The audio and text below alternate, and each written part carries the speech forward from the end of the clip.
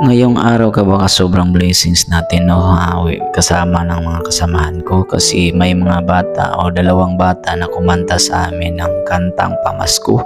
So ang nangyari kabakas, hindi ko na binigyan ng pera kabakas. Ang ginawa ko na lang kabakas, pinakain ko na lang sila kasi kitang kita ko naman na gutom sila. Kaya kitang kita nyo na rin kabakas na sobrang saya ng bata, na palaging nakangiti. Pero yung isa naman kabakas parang nahihiya kasi hindi rin nakangiti, may kabaliktaran rin naman. Pero ang nangyari kabakas, hindi namin sila binigyan ng isa-isa kasi baka hindi maubos, masayang naman din.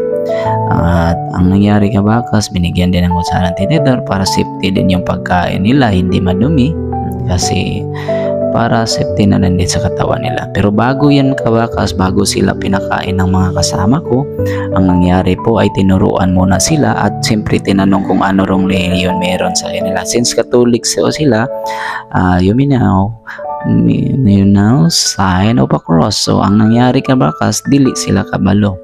So hindi nila alam kung paano mag-sign of the cross, kaya tinuruan ng dalawang safety na kasama ko ni Sir Pop at Sir Ed.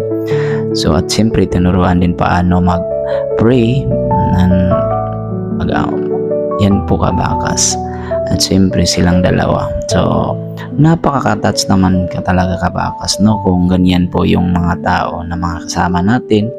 Every time po na may makukututunan na aral yung mga bata na tinuturuan nila. At right now mga kabakas, pagkatapos ng ginawa, kitang-kita nyo naman na ang isa hindi talaga marunong, pero nagkakataon din na natuto sa ilang minuto lang. At siyempre, pinakain na namin. Kitang-kita na nyo na kabakas na sobrang saya nilang dalawa, diba? At the same time, umikot tayo para makita naman natin yung ibang mukha ng mga kasama ko at mga yung dalawang bata.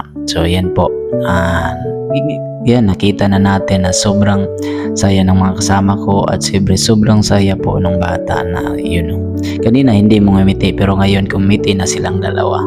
So kitang-kita nyo naman na gutom talaga sila at napakaganda po talaga kabakas, no, nung tumulong tayo sa mga tao na humingi sa atin. Kaya ganito lang yung ginawa natin, kahit maliit lang yan, okay na yan. Importante tumulong tayo sa mga pangangailangan din nila.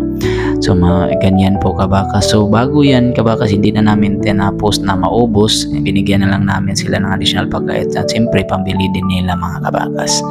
At the same time kabakas, umalis na kami. So sobrang nakakatouch yung sabi ng bata kabakas kasi sinabihan kami ng amping kayo sir. Ganyan yan kabakas, umalis na tayo. Kitang-kita nyo naman nakatingin pa rin yung mga bata, kaya ingat kayo.